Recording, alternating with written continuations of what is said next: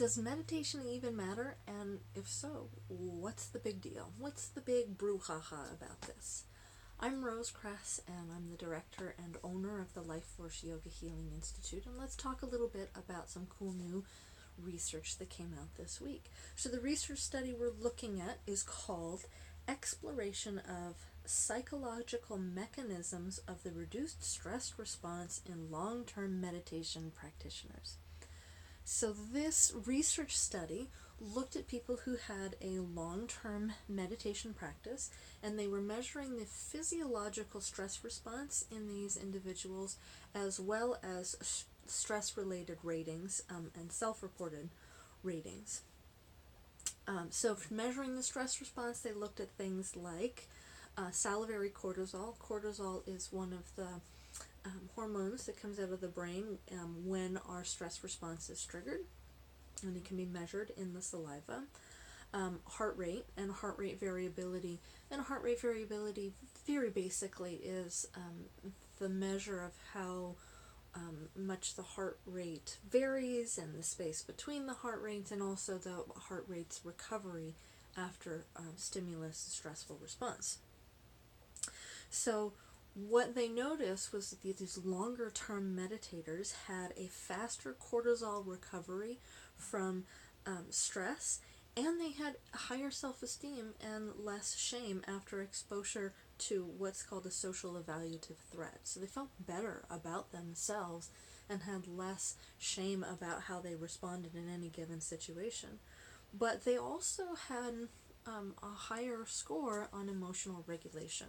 So what this research is showing us is that not only does meditation help us to recover from stress faster, and the bigger stresses in life, but also this instantaneous stresses like, there's a snake, or oh my god, that car stopped really short, or what was that noise, but also that our emotions are reduced and our reactivity is reduced. This is really phenomenal research and speaks so much to the importance of meditation as a regular practice.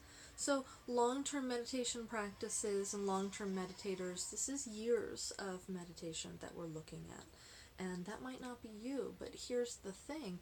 Even meditation practitioners with a shorter term practice of weeks even, there have been measurable differences in the brain with just a few short weeks. So all it takes is a regular amount of practice to make a difference in how you respond and how your brain responds. But why? Why?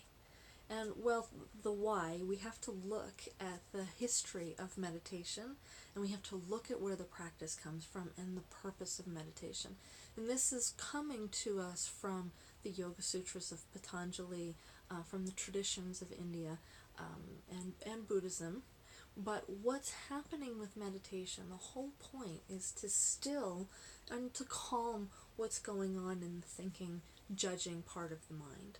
That the brain processes terabytes of information in a day and uses like the wattage 8 watts or something ridiculously small like that. I mean, when we talk about higher computer functioning in the future, organics is going to be the way to go, because nothing matches the computing power of our brains.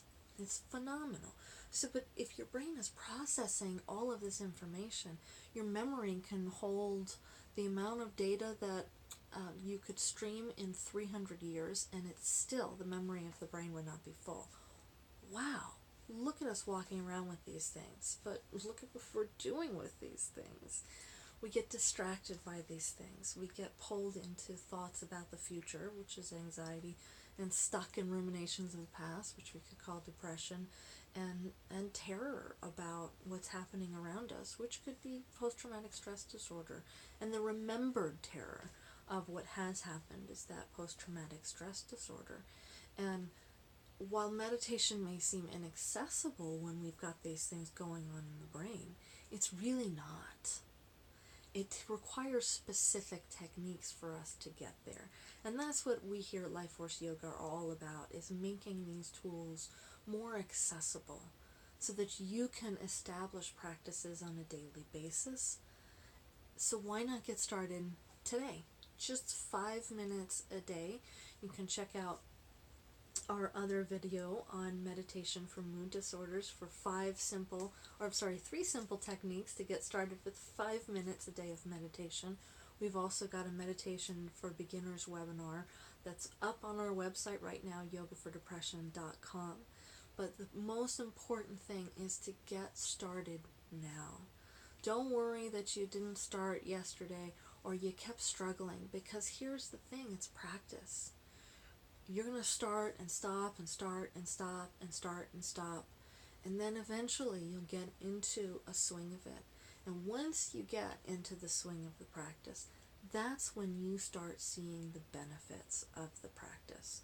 That's when you start seeing yourself being more focused, your attention span gets longer, your emotional reactivity decreases, your blood pressure drops, your stress response drops, you're calmer on a regular basis, you sleep better at night. These are just some of the benefits of a meditation practice. So the question is, why is everybody not meditating? Well, get started today. Try 5 minutes every day, and don't give up if you forget. Start over. Try for 3 weeks, 21 days of an uninterrupted practice of 5 minutes a day. I know you can do it. We all can do it, and we'll all be happier for it. So thank you, and until next time.